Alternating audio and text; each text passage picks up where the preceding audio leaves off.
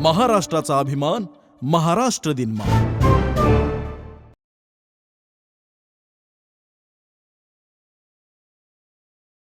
नमस्कार, मी विजय चोरमारे। महाराष्ट्र दिनमानमध्ये आपलं मनपूर्वक स्वागत आहे। मी आहे जयपूर लिटरेचर फेस्टिवलमध्ये आणि आज आपण भेटणार आहोत आंतरराष्ट्रीय ख्यातीच्या विधिज्ञ वृंदा ग्रोव्हर यांना। वृंदा ग्रोव्हर या राष्ट्रीय पातळीवरच्या ख्यातनाम विधिज्ञ म्हणून परिचित आहेत। त्या मानवाधिकार कार्यकर्त्या म्हणून त्यांनी अनेक राष्ट्रीय पातळीवर अनेक महत्त्वाच्या प्रकरणामध्ये सर्वोच्च न्यायालयात बाजू मांडलेली आहे। तर आज आपण वृंदा ग्रोव्हर यांच्याशी गप्पा मारणार आहोत।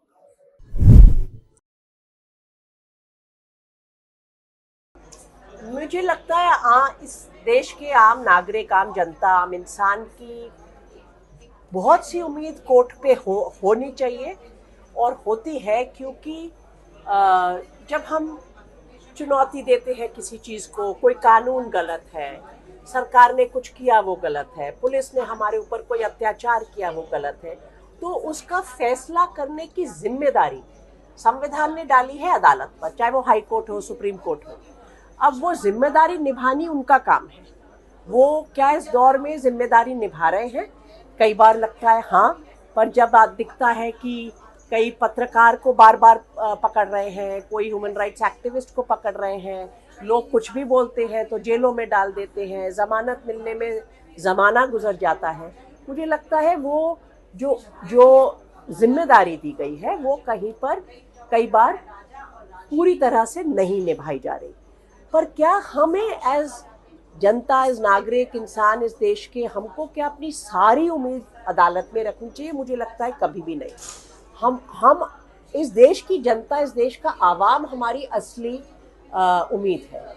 उसमें मतभेद होंगे, चर्चा होगी, दौर आते हैं जिसमें मुश्किल यह है कि इस दौर में बहुत सी नफरत फैला दी गई है, एक दूसरे को एक दूसरे का दुश्मन बना दिया गया है, भिड़ गए हैं लोग एक दूसरे से। तो वो हम लोगों को सुलझाना पड़ेगा, क्योंकि उसमें फ़ायदा किसी और का हो रहा है। इसलिए पहले हम हमेशा कहते थे अंग्रेज़ आए, उन्होंने डिवाइड एंड रूल किया। तो आज के दौर में क्या हो रहा है? आपको बोला जाता है आप दुखी हो, आपके पास नौकरी नहीं है, आपका बच्चा पढ़ नहीं रहा है क्योंकि फलान ने किया। सरकार पे सवाल नहीं उठाए जाते। तो वो आखिरी उम्मीद जनता में ही रखनी चाहिए। मुझे नहीं लगता जुडिशरी सरेंडर हो जाती है। जुडिशरी भी बहुत बड़ा एक और इंस्टीट्यूशन है। आपके ट्रायल कोर्ट होते हैं, हाई डिस्ट्रिक्ट कोर्ट होते हैं, हाई कोर्ट होता है, सुप्रीम कोर्ट होता है। हर दौर में आप देखेंगे अलग अलग तरह के निर्णय आ रहे होते हैं। कुछ दौर में लगता है ज़्यादा अदालत, खासकर जो सुप्रीम कोर्ट है, वो ऐसे फैसले दे रही है जिसमें सरकार को पूछा नहीं जा रहा तीखे सवाल। जैसे अगर कोई मांग रहा है प्रधानमंत्री की डिग्री, मेरा मानना ये तो बहुत साधारण चीज़ है, इसमें क्या छुपाना? भाई है तो है, नहीं है तो नहीं है, इसमें क्या फ़र्क? मैंने सरकार, अदालत क्यों बीच में कह रही है नहीं दे सकते? तो कुछ पारदर्शिता की बातें हैं, उसमें सामने आना चाहिए।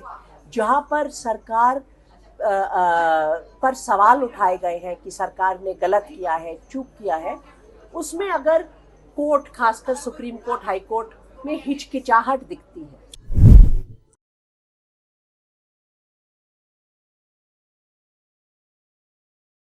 मुझे लगता है कि मैं मोडस ऑपरेंडी जैसे शब्द नहीं इस्तेमाल करूंगी, क्योंकि देखिए कोर्ट एक कोई मोनोलिथ नहीं है। सुप्रीम कोर्ट में 17 अदालतें हैं, हर एक में दो जज तो बैठे हैं, कई में 3 भी हो सकते हैं।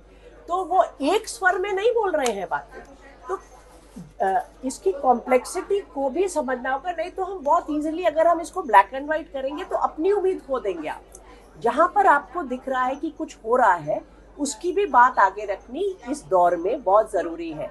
हमें जब हमारे नज़र में सिर्फ कुछ फैसले आते हैं, हाँ, उनमें से कुछ इम्पोर्टेंट फैसले जो ज़मानत के हैं, जो अक्विटल के हैं, जो ह्यूमन राइट्स डिफेंडर्स के हैं, उसमें पिछले कुछ दौर में बहुत ताज्जुब और हैरान करने वाले फैसले आए हैं। तो इसमें कोई दो राय नहीं है, मगर ये कोई मोडस ऑपरेंडी नहीं होता है अदालत का। हर दौर में एक सोच प्रभावशाली हो जाती है और इस वक्त देखिए जब सरकार प्रभावशाली है, बहुत मेजॉरिटी मिलती है सरकार को, उस समय कोर्ट की मेरे मानना है ज्यादा दायित्व है कि आप उसका काउंटर करें, क्योंकि वो आपकी इंस्टीट्यूशनल चेक एंड बैलेंस की ड्यूटी है। निभानी भी नहीं चाहिए, मैं मानती हूँ। सुप्रीम कोर्ट विपक्ष नहीं है, ये गलत तरीका है इस इंस्टीट्यूशन को देखने का। सुप्रीम कोर्ट का मतलब ही नहीं है विपक्ष बनना। सुप्रीम कोर्ट की मान्यता और ऑब्लिगेशन और जिम्मेदारी केवल और केवल संविधान की तरफ है, चाहे वो विपक्ष हो चाहे वो पक्ष हो। उनको संविधान को देखना है, विपक्ष उनका काम नहीं है। वो विपक्ष जाने और जनता जाने।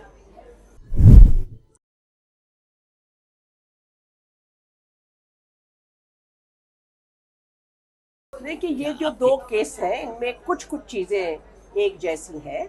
ये दोनों एक कॉन्स्पिरेसी जिसको कहते हैं, एक षड्यंत्र बनाया गया और उसके चलते एक जगह 2016 में और एक जगह 2020 में कुछ दंगे हुए, लोग मरे, जान माल का नुकसान हुआ। मगर जो लोग पकड़े गए हैं, चाहे वो भीमा कोरेगांव कॉन्स्पिरेसी हो महाराष्ट्र में या दिल्ली के 2020 दिल्ली राइट्स केस हो, दोनों में जो लोग पकड़े गए हैं उनमें से कुछ अभी भी आज की तारीख में भी जेल में है। वो सब human rights defenders, human rights activist लोग थे जो काम कर रहे हैं, बातें कर रहे हैं, बोल रहे हैं। उनमें से किसी भी, चाहे वो भीमा कोरेगांव का केस हो चाहे दिल्ली राइट का केस हो, उनमें से किसी के ऊपर भी ये इल्ज़ाम नहीं है कि उन्होंने खुद हिंसा करी उन दंगों में, या कुछ और बम किया या पिस्तौल थी या कुछ भी तरीके से। तो इनको टेरर बोलना, टेररिज्म बोलना मेरा मानना है कि बहुत सारे एकेडमिशियंस और पोएट्स वगैरह थे ना उसमें। हाँ, तो वही कह रहे हैं कि वो उसको टेररिज्म कहना ये एक लॉ का डिस्टॉर्शन है। ये हिंदुस्तान में डेमोक्रेसी में बातें रखना, मतभेद करना, सरकार को चुनौती देना, ये डेमोक्रेसी का हिस्सा है। हम इसको टेररिज्म नहीं बोल सकते। और उसके चलते आपने उनको और साथ में पूरी समाज को डराना, चुप कराना, इंटिमिडेट करना का तरीका अपनाया है और उनकी पर्सनल लिबर्टी पे बहुत हानि हुई।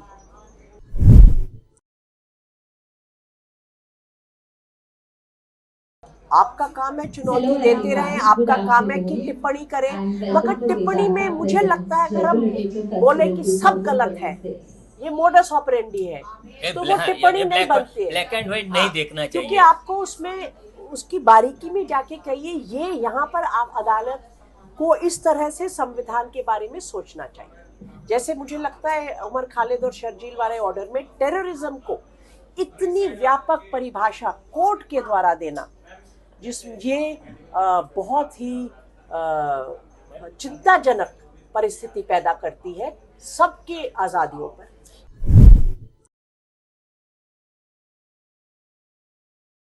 तो कोर्ट भी कहती है, इन्फोर्समेंट डायरेक्टोरेट, वो तो खुला कर रहे हैं, उसमें तो कोई अब छुपी हुई बात नहीं है। उसमें कोर्ट अपनी जिम्मेदारी निभा रहा है पूरी तरह।